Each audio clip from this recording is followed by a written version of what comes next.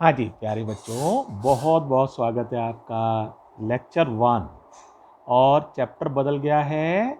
Chapter का नाम है मैथमेटिकल टूल्स। Mathematical tools. और उसमें भी जो टॉपिक है उसका नाम है डिफरेंशिएशन। नाम है टॉपिक का डिफरेंशिएशन। देखो प्यारे बच्चों, पहले मुझे थोड़ा सा बोलना पड़ेगा, आप लोग ध्यान से समझिएगा, ठीक है। देखो बेटे, ये बिल्कुल नया मैथमेटिक्स है।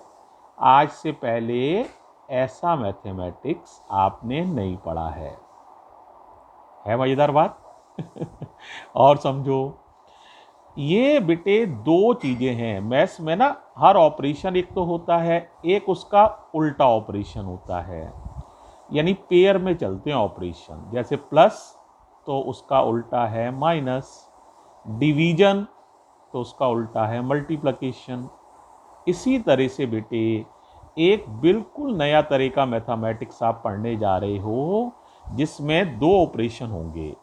एक ऑपरेशन का नाम है डिफरेंशिएशन, और दूसरा ऑपरेशन इससे ठीक उल्टा है, उसका नाम है इंटीग्रेशन। तो नाम याद रहेंगे? अच्छा बताओ, डिफरेंशिएशन और इंटीग्रेशन। अब सबसे पहला बेटे सवाल बच्चों के दिमाग में ये आ सकता है कि सर ये बताइए, इसको पढ़ने से कोई फ़ायदा होगा? तो मेरा जवाब है बेटा, इसके बिना फिजिक्स पढ़ी ही नहीं जा सकती। जितनी भी हायर फिजिक्स है उसको पढ़ने के लिए डिफरेंशिएशन जानना और इंटीग्रेशन जानना बहुत बहुत ज़रूरी है। ट्वेल्थ में तो इस पर पूरी मैथ्स की किताब लिखी गई है, डिफरेंशिएशन एंड इंटीग्रेशन। और ट्वेल्थ बोर्ड एग्ज़ाम में मैथ्स में ये टॉपिक करीब ये मान के चलो 40 मार्क्स का पूछा जाता है, डिफरेंशिएशन और इंटीग्रेशन। बहुत बड़ा टॉपिक है, टीचर 3-4 महीने इनको पढ़ाता रहता है।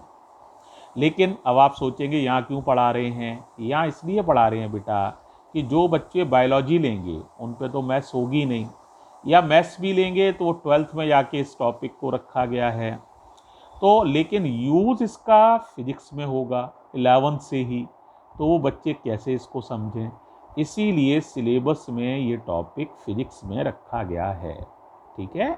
अब देखो बेटे, सबसे पहले मैं तुम्हें एक छोटी सी स्टोरी सुना रहा हूँ। आज स्टोरी ही ज़्यादा है, फिर चैप्टर शुरू करते हैं।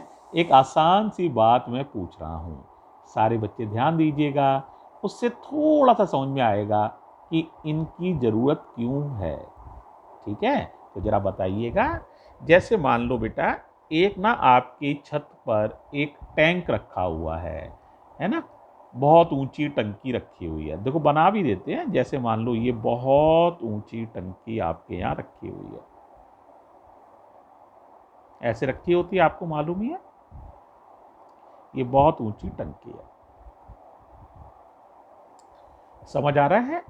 और बेटा यहाँ ना एक छोटा सा नल लगा हुआ है, ये टैप है, इसमें से पानी निकल रहा है, टैप है ना। इसमें ऊपर तक पानी भरा हुआ था। बड़ा आसान सा समझा रहा हूँ, ऐसा कि आप हाल ही समझ जाए। अब बताओ, नल खोल दोगे तो क्या होगा? टंकी काफ़ी बड़ी है, तो इसमें से पानी गिरता जाएगा गिरता जाएगा। और एक सीधा सा सवाल का जवाब दो। मान लो आधी टंकी खाली हो जाती है। कितनी टंकी खाली हो जाती है? आधी। आधी टंकी खाली हो गई।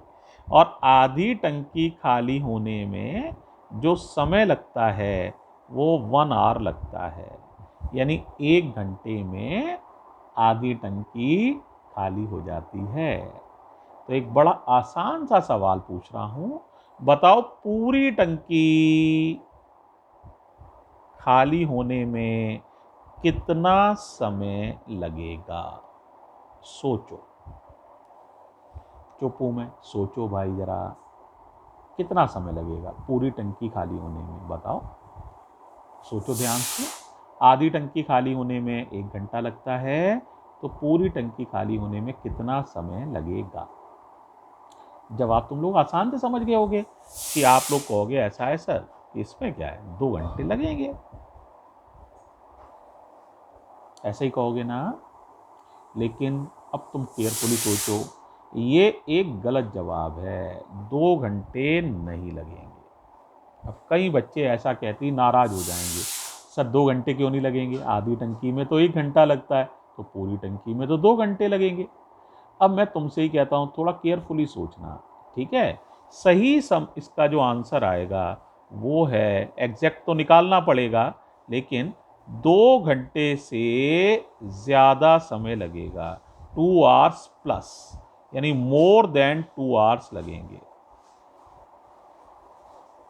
More than 2 hours. अब कोई बच्चा कहे सर आप ऐसा क्यों कह रहे हैं, 2 घंटे से ज़्यादा क्यों लगेगा, आप ही बताइए। तो देखो बेटा, मैं तुम्हें थोड़ा सा समझाता हूँ। याद करो, जब टंकी से जैसे आपने शुरू में पूरी भरी हुई थी और नल खोला, तो क्या होता है, पानी तेजी से गिरता है। जैसे जैसे पानी की ऊंचाई टंकी में कम होती जाएगी, पानी गिरने की रफ्तार भी कम होती जाती है। यहाँ जब पूरा पानी भरा होगा तो पानी तेज गिर रहा होगा। जैसे जैसे ऊंचाई कम होती जाएगी पानी की, पानी धीरे धीरे गिरेगा।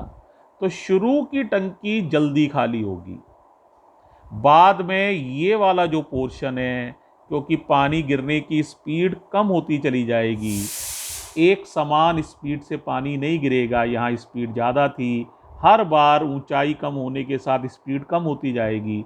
तो इस टंकी को खाली होने में 1 घंटा नहीं लगेगा, बल्कि 1 घंटे से कुछ और एक्स्ट्रा टाइम लगेगा।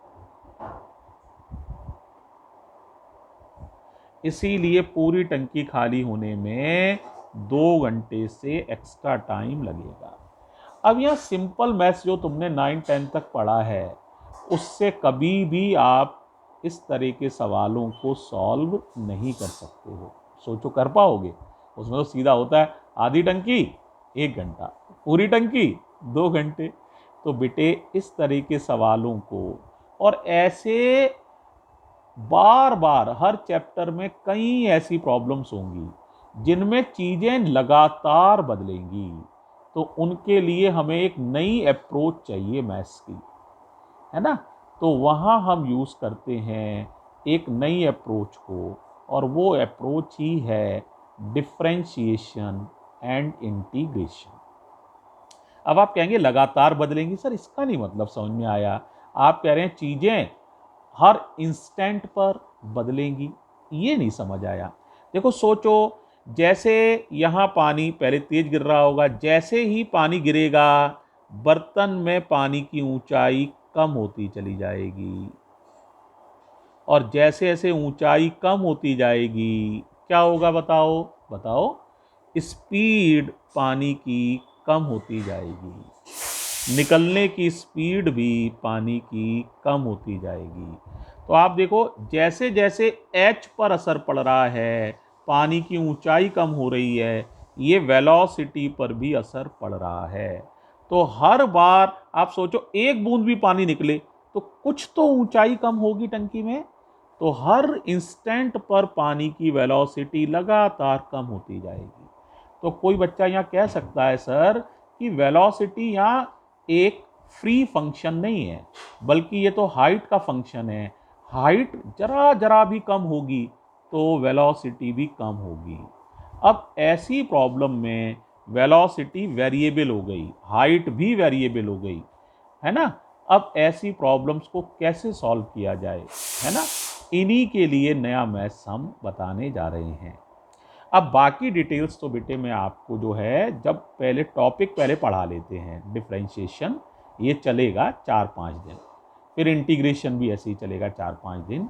तो 10 दिन ये मुझे पढ़ा लें, हम 10-15 लेक्चर बोल लें, फिर मैं आपसे इनको और भी डिटेल डिस्कस करूँगा।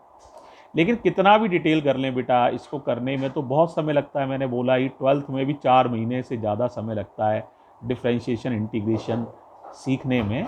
तो यहाँ तो हम उसका एक बहुत छोटा सा पार्ट जो फिजिक्स में यूज़फुल है, बस उसी पर कंसंट्रेट करेंगे। तो प्यारे बच्चों, पहले वीडियो में मैंने तुम्हें थोड़ा सा समझाया है, अब अगले वीडियो में मैं तुम्हें डिफरेंशिएशन के फॉर्मूले समझाऊंगा और उन्हें तुम्हें याद करना है और तुम्हें थोड़ा थोड़ा डिफरेंशिएशन करना मैं सिखाऊंगा। ठीक है, थैंक यू बच्चों।